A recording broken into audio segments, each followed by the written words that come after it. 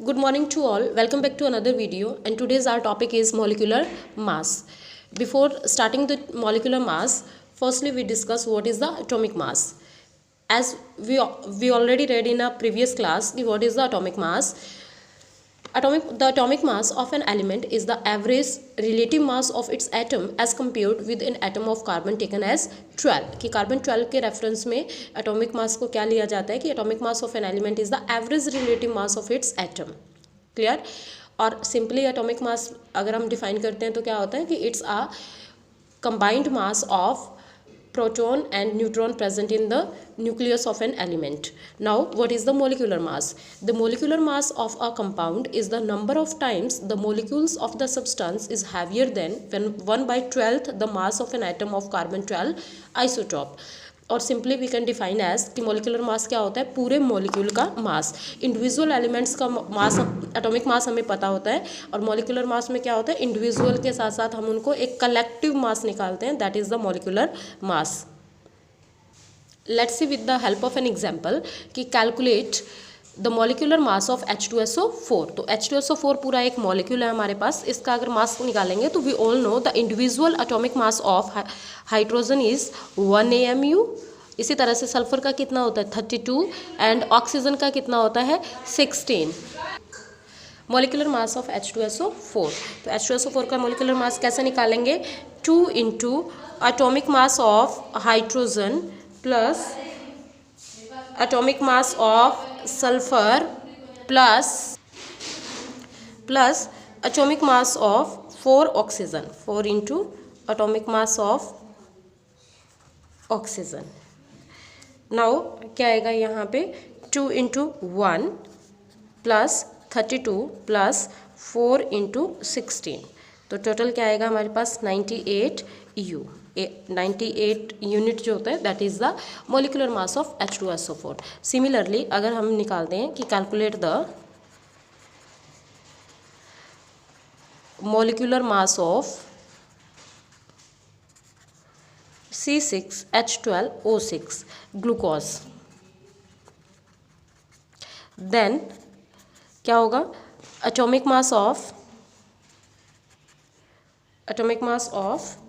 Carbon, कितने carbon है 6, तो 6 into atomic mass of carbon plus hydrogen कितने 12 into atomic mass of hydrogen plus oxygen कितने 6 into atomic mass of oxygen. Clear. तो यहाँ पे हमारे पास क्या आएगा 6 इंटू 12 प्लस हाइड्रोजन कितना है 12 और मास कितना है हाइड्रोजन का 1 plus oxygen again 6 into mass कितना है एक ऑक्सीजन का 16. क्लियर. तो टोटल इसका कितना आ जाएगा हमारे पास 72 प्लस 12 प्लस 96 यानी कि 180 AMU. 180 AMU means atomic mass unit of. Now what is the gram molecular mass? So if molecular mass is expressed in gram, then this is called gram molecular mass. And the next is mole concept. Mole concept क्या होता है, मोल concept के में मोल is just a number. कि मोल क्या होता है, एक नंबर होता है. जैसे हम कहते हैं कि 1 डजन में कितना होता है, 1 डजन में कितने नंबर होते हैं 12, कि 1 dozen is equal to 12. Similarly it's a mole is just a number.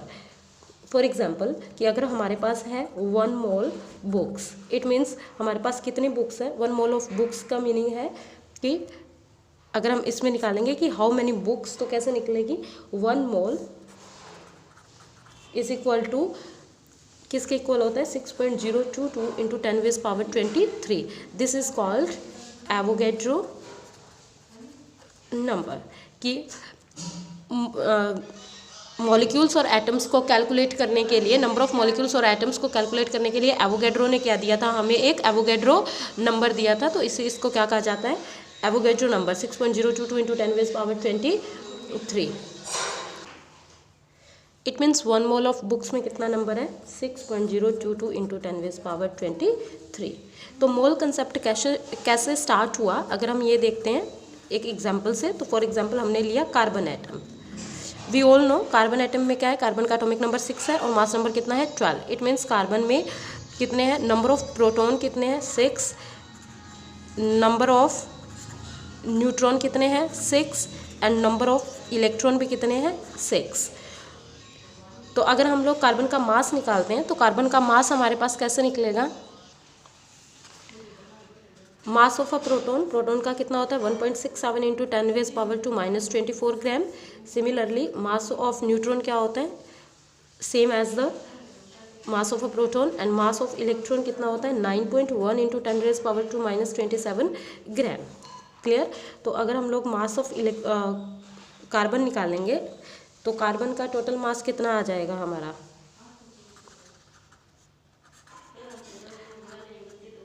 Atomic mass of carbon is equal to क्या आएगा, mass of a 6 proton plus mass of a 6 neutron. क्योंकि एक न्यूक्लियस में क्या होता है, अगर ये हमारे पास कार्बन है, इसका ये न्यूक्लियस है, तो न्यूक्लियस में क्या होगा, प्रोटॉन और न्यूट्रॉन।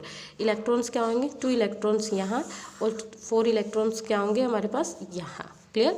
तो 6 मास of a proton plus 6 mass of a neutron.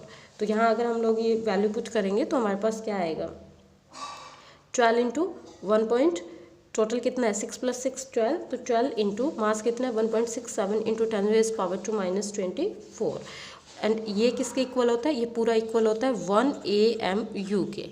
1 AMU means 1.67 into 10⁻² किसके इक्वल है 1 AMU means 1 atomic mass unit. It means 12 into 1। तो कार्बन का जो एटॉमिक मास नंबर है वो कितना है 12 AMU। तो इस तरह से इसको कैलकुलेट किया जाता है। इट मीन्स कि 1 AMU is equal to 1/12 of mass of a 1 atom of carbon. Clear.